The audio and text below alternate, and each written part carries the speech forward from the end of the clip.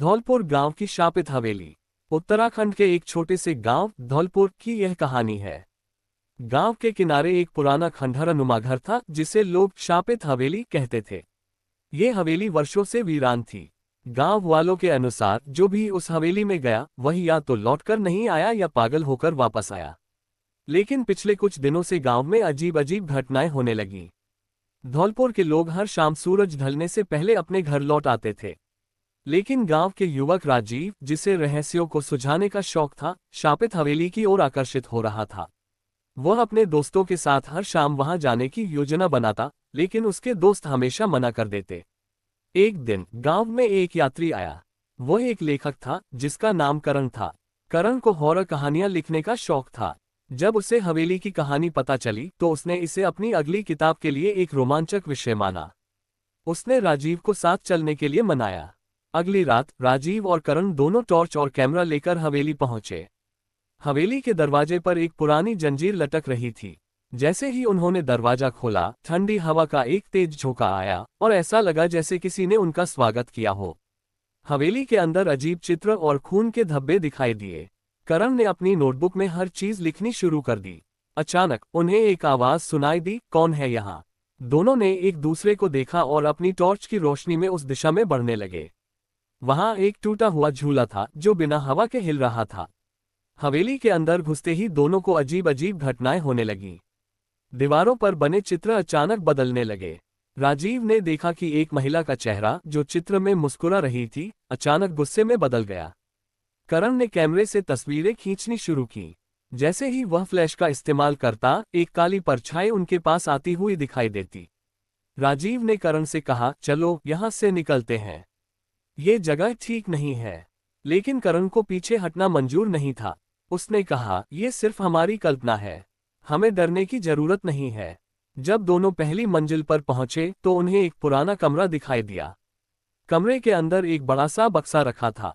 बक्से पर धूल की मोटी परत थी। करण ने बक्सा खोलने की कोशिश की, लेकिन जैसे ही उसने उसे छुआ, एक जोरदार चीख सुनाई दी। कमरे की खिड़कियां अपने आप खुलने और बंद होने लगीं। दीवारों से खून जैसा कुछ टपकने लगा। राजीव ने करण से कहा, यह हवेली शापित है, यहाँ कोई बड़ा राज छुपा है, हमें यहाँ से तुरंत निकल जाना चाहिए।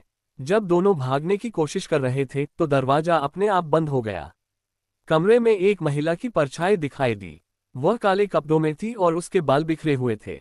उसकी आवाज गूंजने लगी, तुमने यहाँ आने की हिम्मत कैसे की? करण ने हिम्मत जुटाकर पूछा, तुम कौन हो? महिला ने जवाब दिया, मैं इस हवेली की रक्षक हूँ। यहाँ जो भी आता है उसे मेरी यातनाओं का सामना करना पड़ता है। राजीव ने कांपती आवाज में पूछा, लेकिन ऐसा क्यों? महिला ने अपनी कहानी सुनाई। उसने बताया कि यह हवेली एक समय में एक समृद्ध परिवार का घर था, लेकिन लालच और बदले की आग में पूरा परिवार मारा गया। उनकी आत्माएं अभी भी यहाँ कैद हैं और जो भी यहाँ आता है उनकी शांति भंग करता है। महिला की कहानी सुनने के बाद करण ने कहा, हम तुम्हें कोई नुकसान नहीं पहुंचाना चाहते, हम सिर्फ सच जानने आए हैं।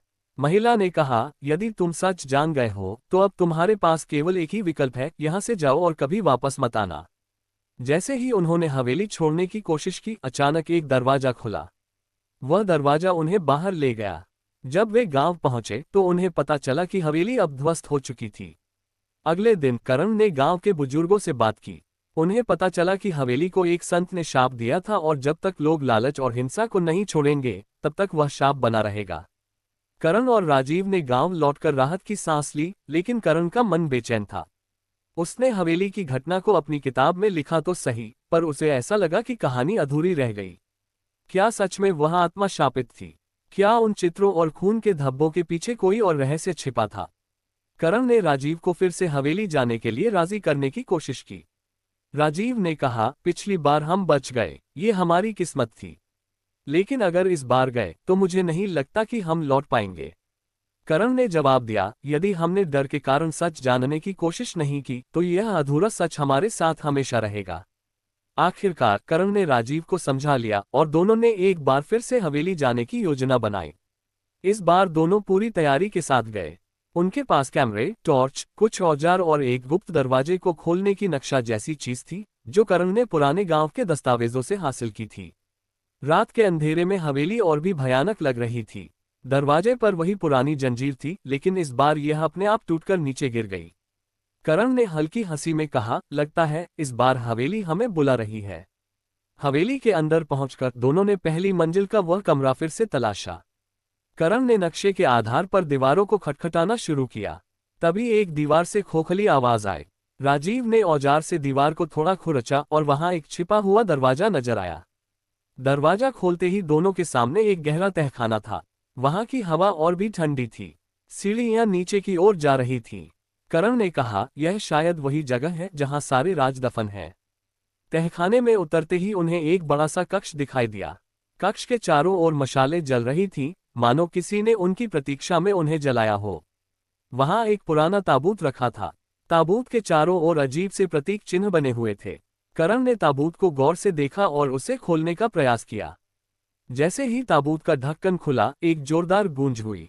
ताबूत के अंदर एक औरत की मम्मी थी, जिसके चेहरे पर गुस्से और दर्द की झलक थी। तभी उस औरत की परछाई ताबूत से बाहर निकली और कक्ष के चारों ओर घूमने लगी। उसने गुस्से से चिल्लाते हुए कहा, तुम लोगों ने फिर मेरी नींद भंग की। अब तुम्हें इसकी सजा मिलेगी। करण ने साहस जुटाकर पूछा, तुम कौन हो और यह सब क्यों हो रहा है? महिला ने जवाब दिया, मैं इस परिवार की पहली रानी थी। मेरे पति ने लालच के कारण मुझे इस ताबूत में बंद कर दिया और मेरी आत्मा को यहाँ कैद कर दिया। मैंने उन्हें श्राप दिया कि यह हवेली कभी शांति नहीं देख पाएगी। करण ने समझाने की कोशिश की, हम तुम्हें नुकसान पहुंचाने नहीं आए। क्या हम तुम्हारी मदद कर सकते हैं?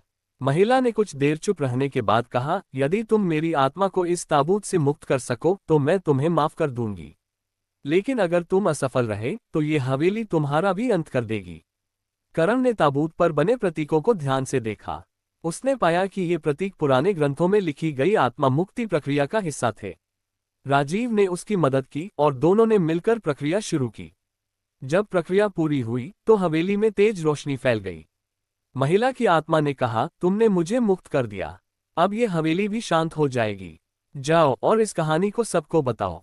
जैसे ही दोनों बाहर निकले, हवेली की दीवारें ढहने लगीं। कुछ ही मिनटों में वह पूरी तरह खंडहर में बदल गई। करण और राजीव ने राहत की सांस ली और गांव लौट गए। करण ने अपनी किताब में इस घटना को विस्तार से लिखा और यह किताब दुनिया भर में मशहूर हो गई। लेकिन करण और राजीव ने कभी दोबारा किसी शापित जगह पर जाने की हिम्मत नहीं की। कहानी सिखाती है कि लालच और विश्वासघात कभी भी किसी का भला नहीं कर सकते। पुरानी चीजों और कहानियों का सम्मान करना चाहिए, क्योंकि कभी कभी वे सच्चाई से ज्यादा खतरनाक होती हैं। ये कहानी आपको कैसी लगी? यदि आप इसे और विस्तार देना चाहते हैं या किसी और विषय पर कहानी चाहते हैं तो मुझे बताएं।